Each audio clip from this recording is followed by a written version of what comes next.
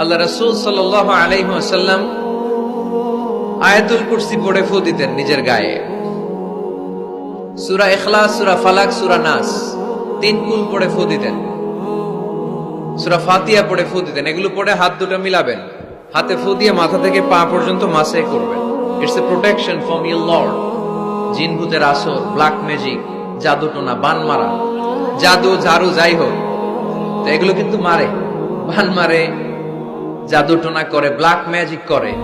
এগুলো থেকে আমাদের সোনামণিদেরকে আমরা প্রোটেকশন করাবো কিভাবে? ওদেরকে শিখাই দিব। সূরা ফাতিহা পড়ে, আয়াতুল কুরসি পড়ে, তিন কুল পড়ে তুমি হাতের মধ্যে ফু দিবা। ফু দিয়ে মাথা থেকে পা পর্যন্ত তুমি নিজেই মাসেহ করবা। তোমাকে প্রোটেকশন দিবে কে? আল্লাহ রাসূল সাল্লাল্লাহু আলাইহি ওয়াসাল্লাম বলেছেন, মান ক্বারাআ আয়াতাল কুরসি দুবুরা কুল্লি সালাতিন মাকতুবাতিন লাম ইয়ামনা'হু মিন দুখুলিল জান্নাতি ইল্লাল মাউত। প্রত্যেক ফরজ সালাতের পরে যে ব্যক্তি আয়াতুল কুরসি তেলাওয়াত করবে, তার জান্নাতে যাওয়ার ক্ষেত্রে আর কোনো ব্লক বা বাধা নাই, একটা জিনিস ছাড়া, সেটা হচ্ছে মরণ, মৃত্যু। লোকটা মরে না তাই জান্নাতে যায় না, মরলেই জান্নাতি। এজন্য আজকে থেকে সূরা ফাতিহা বেশি বেশি পড়বেন তো। সাইয়েদনা আবু সাঈদ আল খুদরি রাদিয়াল্লাহু তাআলা আনহু বর্ণনা করেন, আমরা একবার মরুভূমিতে সফর করছিলাম। হঠাৎ দেখলাম মানুষের জটলা ডিঙ্গিয়ে ভেতরে যেয়ে দেখি এক লোক শুয়ে আছে, আর অন্য লোকেরা মন্ত্র পড়ে ফু দিচ্ছে। উল্টা পাল্টা মন্ত্র পড়ে ফু দেয় না, সুমন্তর সু, কালিকুত্তার গু। আমরা ছোটবেলায় শুনতাম বাচ্চারা এরকম ছুমন্তর ছুমন্তর ছুমন্তর ছু, কালিকুত্তার। তো এগুলো পড়ে ওরা মন্ত্র পড়তো। তো উনি যে দেখলেন কি কি মন্ত্র পড়ে এই লোককে ফু দিচ্ছে, উনি বললেন কি হয়েছে? সবাই বলল, আমাদের নেতা সাইয়্যিদুল হাই, হাইমানি গোত্র, এই গোত্রের নেতা সাপ কামড় দিয়েছে, বিষে এমন নীলাভ হয়েছে, দেহ মনে হয় মারা যাবে। কি করা যাবে? তোমরা কি কোনো রুকিয়া ঝাড়ফুঁক জানো? উনি বললেন জানি। তাহলে আসো একটু ঝাড়ফুঁক করো। উনি বলল শর্ত আছে, আমাদেরকে ছাগল দিতে হবে, এক পাল ছাগল। আরেক বর্ণনায় এসেছে 30টারও অধিক ছাগল। সবাই বলল, আমাদের নেতা, এর যদি কিছু হয়ে যায় আমরা নেতৃত্ব শূন্য হয়ে যাব, ছাগল লাগুক আর ওট লাগুক, তুমি আসো। বাড়ি বাড়ি যে ছাগল এনে, ছাগল রেডি।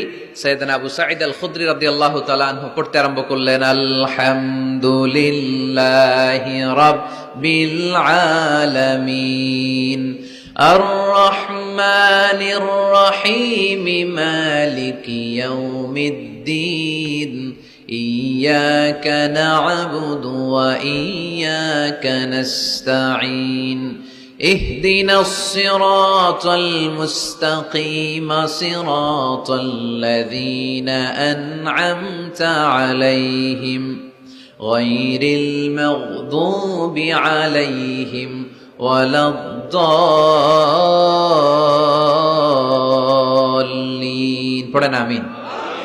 উনি এটা পড়ে ফু দিলেন। ফু দিতে দেরি, মুহূর্তের মধ্যে সোয়া লোকটা বসে গিয়েছে। আবার ফু দিছে, এবার দাঁড়ায় গেছে। আরেকবার ফু দিছে, হাঁটতে শুরু করছে, একেবারে সুস্থ। সবাই তো অবাক, টাসকি খেয়ে গেছে। আবু সাঈদ আল খুদরি রাদিয়াল্লাহু আনহু বলে, টাসকি পরে খাও, আগে ছাগল দাও। কারণ ছাগল দেওয়ার কন্ডিশন ছিল না। ওরা ছাগল নিয়ে আসছে। সাইয়েদনা আবু সাঈদ আল খুদরি রাদিয়াল্লাহু তাআলা আনহু আনন্দে এবার ছাগল নিয়ে সাহাবাদেরকে নিয়ে রওনা। পথিমধ্যে লেগেছে প্রচন্ড ক্ষুধা। তখন তারা কয়েকটা ছাগল জবাই করে খেয়েছে। খাওয়ার পরে পেট যখন ঠান্ডা, তখন ব্রেইন সচল।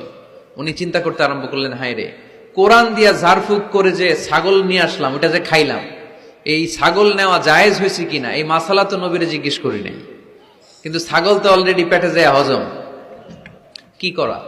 মদিনাতে যে জিজ্ঞেস করবো। মদিনায় যেই আল্লাহ রাসূল সাল্লাল্লাহু আলাইহি ওয়াসাল্লামের দরবারে যে জিজ্ঞেস করলেন, ইয়া রাসূলুল্লাহ, এমন এমন ঘটনা, ঝাড়ফুঁক করে আমরা ছাগল এনেছি, এটা কি জায়েজ হয়েছে? আল্লাহ রাসূল সাল্লাল্লাহু আলাইহি ওয়াসাল্লাম বলে, জায়েজ হয়েছে মানে? অবশ্যই জায়েজ হয়েছে। কোরআনের দাম বাড়ায় দিয়ে আসছো মিয়া, ছাগল কিছু থাকলে আমার ঘরেও পাঠায়। সুবহানাল্লাহ পড়তে পারলেন না? ওয়ালাকাদ আতাইনাকা, বুখারীর হাদিস, ওয়ালাকাদ আতাইনাকা সাবআম মিনাল মাসানি ওয়াল কুরআনাল আযীম। নবী হে, নিত্য পাঠনীয় সপ্তবাক্য দিয়েছি, যেই দোয়া পড়ে ফু দিতে দেরি, অসুস্থ ব্যক্তি সুস্থ হতে দেরি হয়। এজন্য আল্লাহ ইরশাদ করেন, অনুনাজ্জিলু মিনাল কুরআনি মা হুয়া শিফাউন ওয়া রাহমাতুল লিল মুমিনিন ওয়া লা ইয়াজিদুয যালিমিনা ইল্লা খাসারা। এই কোরআনকে আমি শিফা হিসেবে নাজিল করলাম।